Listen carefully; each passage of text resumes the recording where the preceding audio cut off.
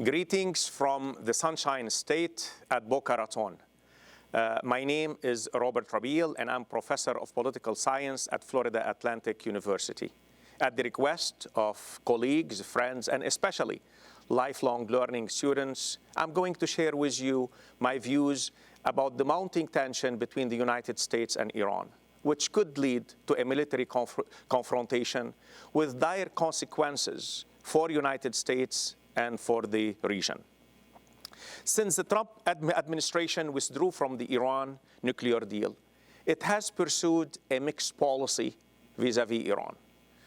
The president, on the one hand, really wanted to renegotiate the deal and to avert war.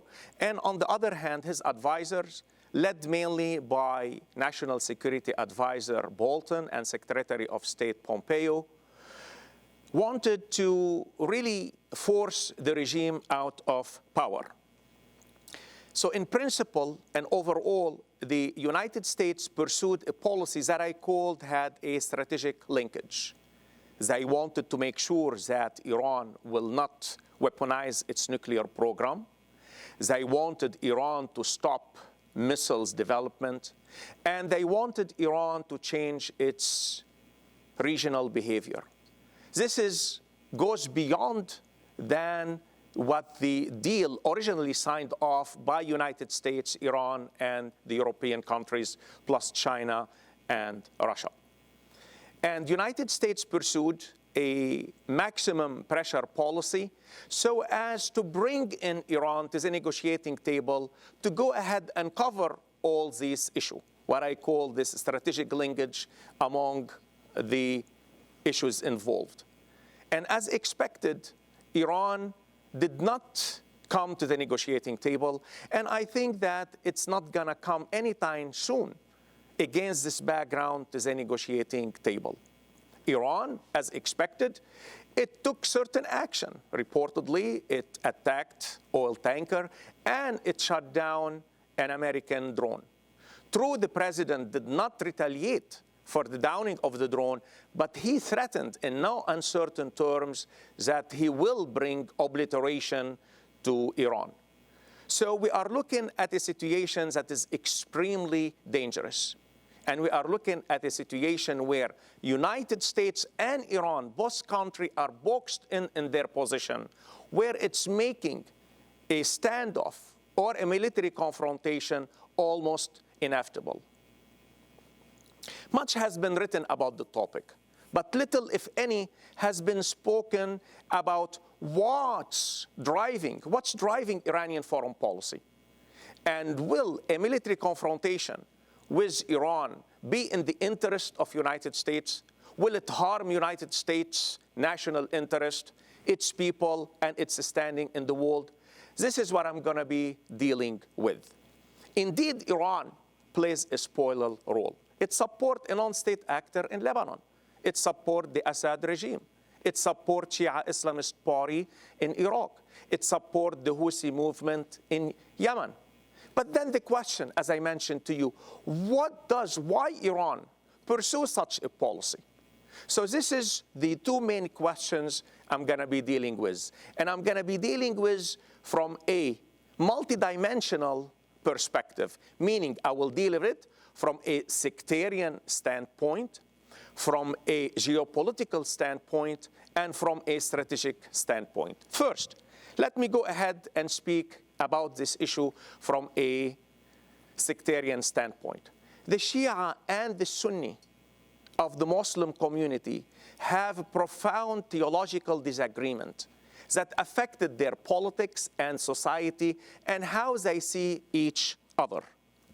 The first imams, descendant of Prophet Muhammad, considered as infallible by the Shia community, were directly or indirectly murdered by Sunni powers. Conservative Sunni reject the notion that those imams are infallible, and they reject customs and traditions by Shia. Importantly, they reject broadly speaking, they reject a central tenet in Shia religion. And that is that the last imam descendant of Prophet Muhammad, who went into occultation. He's in heaven. He's going to come back at a later date, future date, to bring justice to earth. It's a concept similar to the Messiah concept. So this is very much rejected by Sunni conservative. So this Shia, this anti-Shia attitude has been continued and propagated by many in the Middle East and across the Muslim world, especially by the Salafi Wahhabi school in Saudi Arabia. And more so by Salafi Jihadi, who regard the Shia and their offshoots, such as Druze and Alawi, as infidel. And being infidel, therefore jihad against them is sanctioned. So today, when we look at the Middle East, part of the problem is the result of deep sectarianism between Shiism and between Sunnism.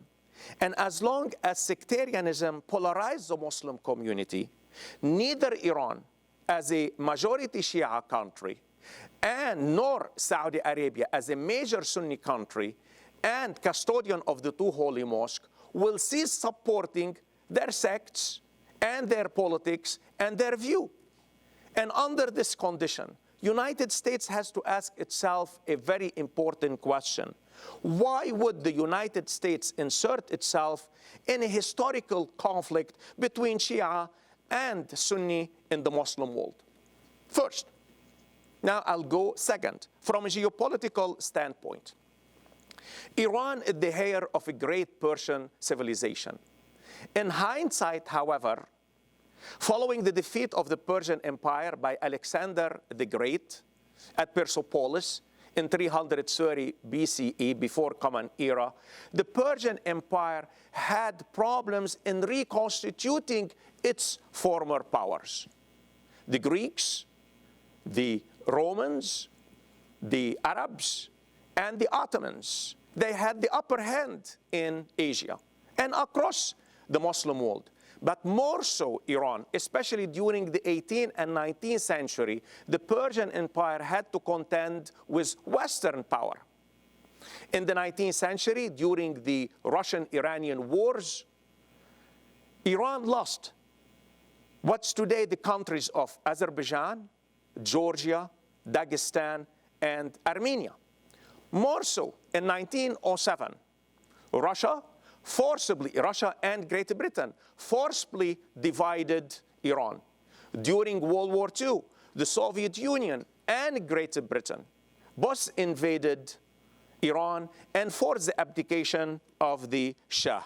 But most importantly, and what resonates with most Iranians, regardless of their political views, is the fact that the international community stood idly by when Saddam Hussein used unconventional weapons against Iran, and that United States and Arab countries, they supported Hussein.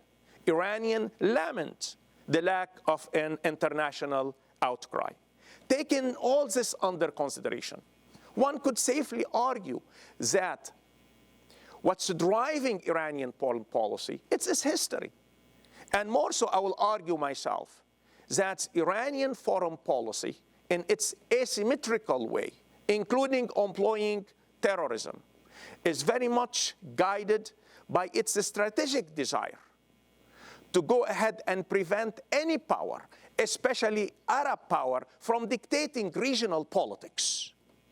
Now, there is another side to this. There is a parallel side to this, is that why is Iran somehow successful in its policy in the Middle East? And that is merely the result of what I call the failure and bankruptcy of Arab politics. Arab nationalists and, I would say, Islamists, they both denied and excluded and persecuted the others, be they Christians, be they Zionist Jews, be they Kurds, be they Berbers. And this totalitarian approach to Middle East politics, this Arab nationalist approach to Middle East politics, took its shape its peak under Saddam Hussein. Saddam Hussein committed genocidal crimes against the Kurds and the Shia. And here let's ask ourselves, who came to the support of the Kurds and who came to the support of the Shia during the Iran-Iraq war? And after that, well, Iran came to their support. In fact, in 1982, this is when Iran created or helped establish the Supreme Council of the Islamic Revolution of Iraq, an umbrella organization that grouped together most Islamist Shia parties that were against Saddam Hussein. So Iran's influence today in Iraq precedes US invasion of Iraq. And by the way, the invasions that allowed Iran to increase its influence in Iraq. Today, Iran still support the Islamist Shia, and they are grouped in what's called in Arabic al-Hashd al-Sha'bi, the Iraqi mobilizational units, and they are today part and parcel of the Iraqi government. Iran also support the Assad regime, the Syrian regime. Why? Well, for more than one reason. For one reason, the Alawi who rule Syria through the Assad regime, they are offshoot of Shia Islam. And after 1970s, they were, or they have been considered as part and parcel of 12er Shia Islam. Second, again, Hafiz al-Assad, the ruler of Syria, he was merely the only Arab ruler who supported Iran against Iraq during the Iran-Iraq war. And more so, Iran supports the Syrian regime because Syria provides for Iran strategic depths for its groups and proxy forces in Iraq as well as in Lebanon. Now, Iran also supports the Houthi in Yemen. And this is the most ironic. Why is the most ironic? First, the Shia of Yemen, they are not called Houthi. The Shia of Yemen, they are called Zaidi Shia. It was late Imam Houthi who created the Houthi movement so as to fight for his political and civil rights in Yemen and protect his autonomy in his ancestral home of Saada on the border of Saudi Arabia. So really, what happened there? And here, history is too important. Throughout history of the Muslim world, the Shia Zaidi had their autonomy during the Umayyad dynasty, Abbasid dynasty, Ottoman dynasty, and even during British influence in Yemen. And more so, the Zaidi Shia, they are more close to Shafi'i Sunni Islam than Iran's 12er Shia Islam. But what happened? What happened is during the reunification of Yemen in 1990, South Yemen reunified with North Yemen in 1990. And this is when Yemen, with support from Saudi Arabia, wanted to impose its authority throughout Yemen. And the Zaidi Shia felt that they lost their autonomy. So this is where Imam Houthi started his fight to reclaim his autonomy. At the same time, Saudi Arabia introduced in the Shia heartland Salafi Wahhabi school to go ahead and try to convert Shia Zaidi to Sunni Salafi Wahhabi. This, of course, was opposed by Imam Houthi and his follower. Then what happened? In 1994, this is when the south of Yemen, unhappy with the reunification, wanted to secede from Yemen. And this is when Imam Houthi supported that secession. Well, the secession failed, and Imam Houthi, he was forced to flee Yemen. Where did he go? He went first to Qum in Iran, and then he went to Har Tahrik in West Beirut. And this is where he became more supported by Iran. And he started to have Iranian support to him and to his movement. And the fight that the Houthi has been fighting, we can trace it to the 1990s. And the Houthi became successful only after the Arab Revolution, when central authorities collapsed in Yemen. So when we look at Yemen today, what do we see? yes, we see that the Iranians are supporting the Houthi. But the Houthi, you had their grievances, and their grievances are the result of Yemen domestic politics and Saudi intervention in the Shia heartland. Now, since 2015, Saudi Arabia has led an offensive to remove the Houthi from the capital. But now, from 2015 to 2019, this offensive has, broadly speaking, not been successful. And as a result, you have one of the worst humanitarian tragedy today in Yemen. And United States, whether directly or indirectly, is complicit in that tragedy. And United States should put a stop to that tragedy. Let's not forget, every military objective has to have a political objective at the end. And that political objective has not been achieved yet.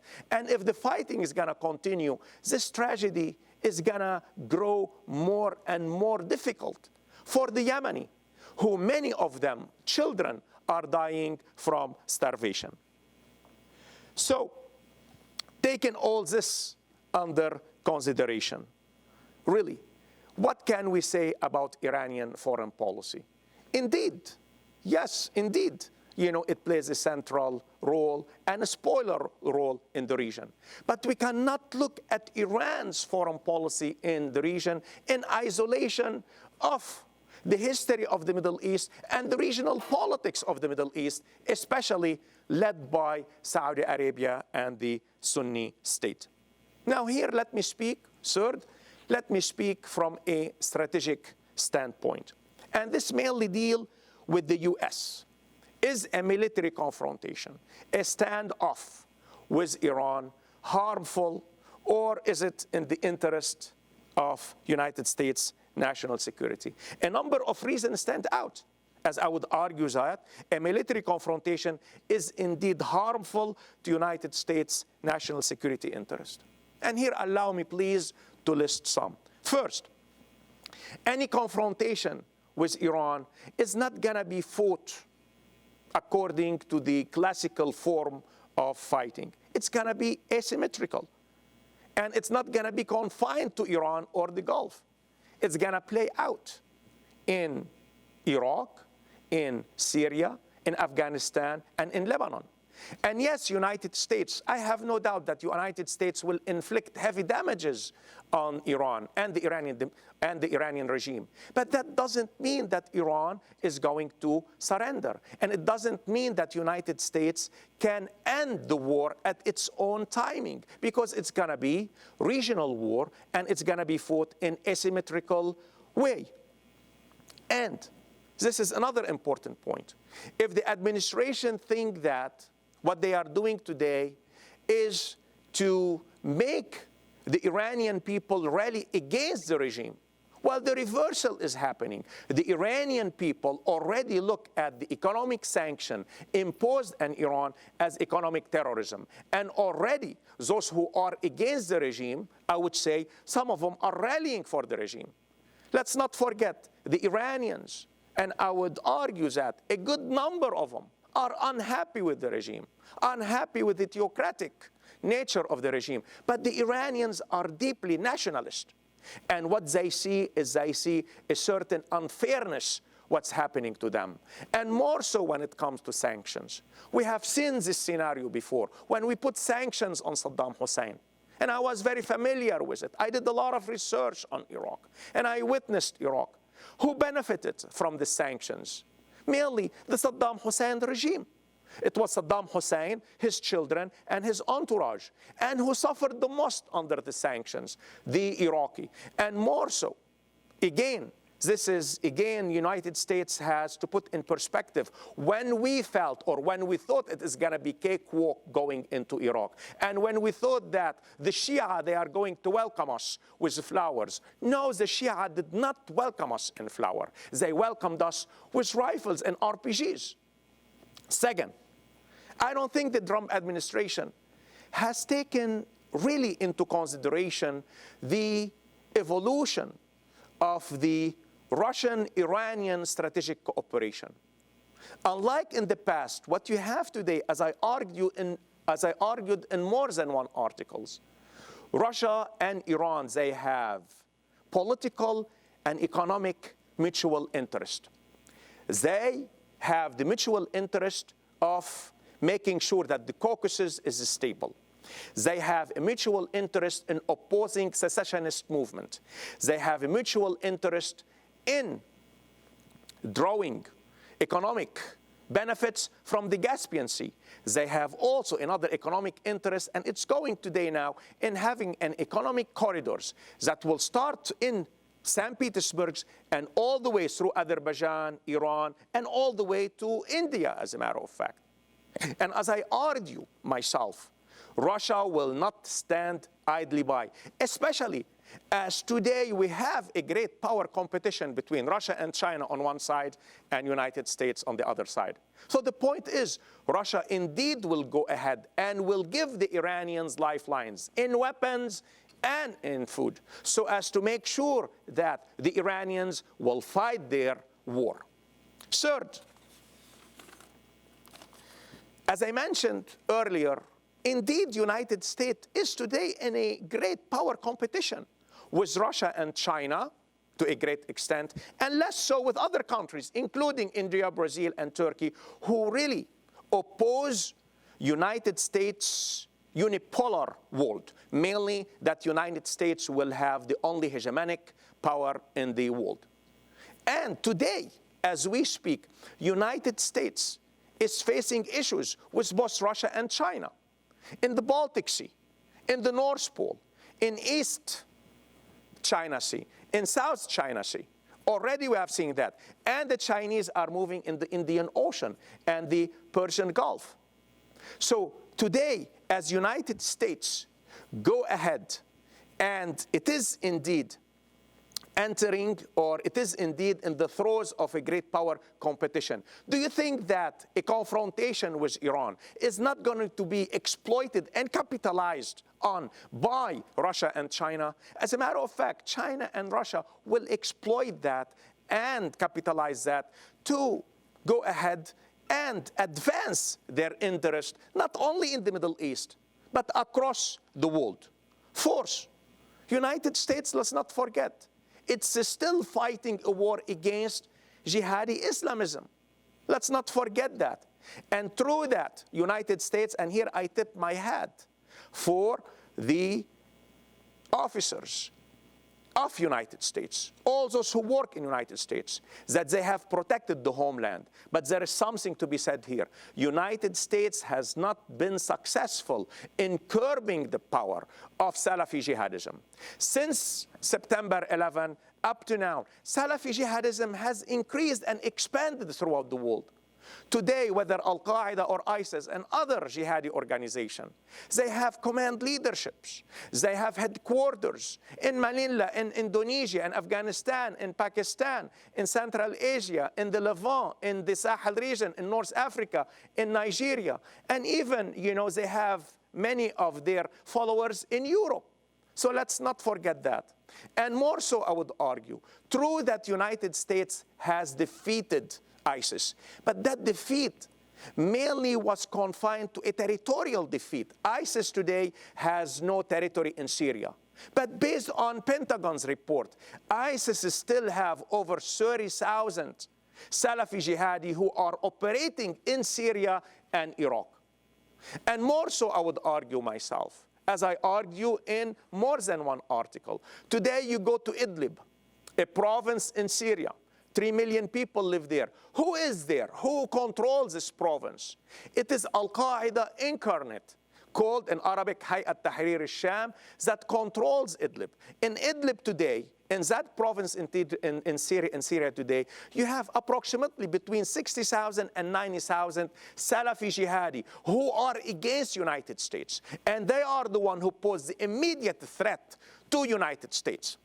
And here, let's not forget, and let me remind, my brothers and sisters in United States. I don't see many Shia or many Alawi or many Druze tripping over themselves to blow themselves up in United States and kill your children and my children. I see Salafi jihadi. So, here, taking all this under consideration, is this confrontation with Iran beneficial? No, it is harmful. It is extremely harmful to United States and to the peoples of the region. The last thing that the Middle East needs is another war. And here on a personal level, let me speak one sentence on a personal level.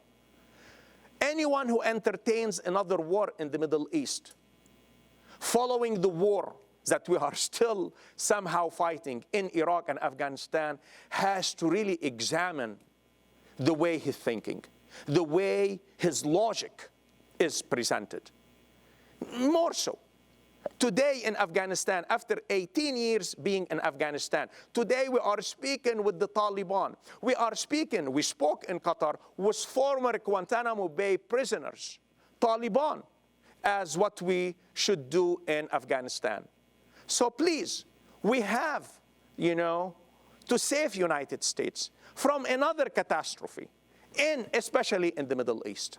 Now, are we going to let it go and not to pursue any policy or wait for a confrontation? No. As a matter of fact, we should have an international effort. And I hope that the Europeans, the Russians, the Chinese, and the others will go ahead and speak with the United States so as to prevent a war. And in order for that war to be prevented, I believe that a deconflicting mechanism should be established so as to prevent by accident or by intention any confrontation between United States and Iran. Especially that the President of United States and the Iranian regime, they still say they don't want to see a military confrontation between those two countries. At this point, as I believe myself, what the region needs, what the region of the Middle East needs, they need someone, especially in Arab, to be al-Sadat, to take a courageous step and say, listen, I'm going to meet the Iranians and I'm going to go and meet them and discuss and engage in some process of reconciliation. Let's discuss, our grievances, our problems. Sadat did it with Israel at the height of the war between the Arabs and the Israelis. And today Israel has a peace with Egypt, called peace, but its peace has peace with Jordan. Called peace, but still it's peace, and you have some stability now today between the Arab and Israeli. Why you are not going to have such stability between the Iranians and the Arabs, especially that they are Muslims? And at the time here, and before I end, this is where I end my talk. United States can no longer go ahead and turn a blind eye to Arab or Persian violation of human rights. Human rights should be really mainly integral part of our foreign policy. Let's not forget the main recruiting factor for Salafi jihadism has been the harsh and oppressive way the Arabs deal with their people, the way they oppress them. And somehow, Salafi jihadism has hijacked the protest voice and the Arab voice. So here, United States needs to refashion its approach toward the Middle East by supporting human rights across the board in the Middle East, and by having a sober analysis and reading of the history of the Middle East. And more important, that policy should be reflective of our values. I think, as I mentioned before, another war is going to be detrimental and harmful to all, especially to United States. And United States, at this time, United States should pursue first and foremost its national interest, and then the interest of other peoples in the Middle East. I thank you very much for listening to me.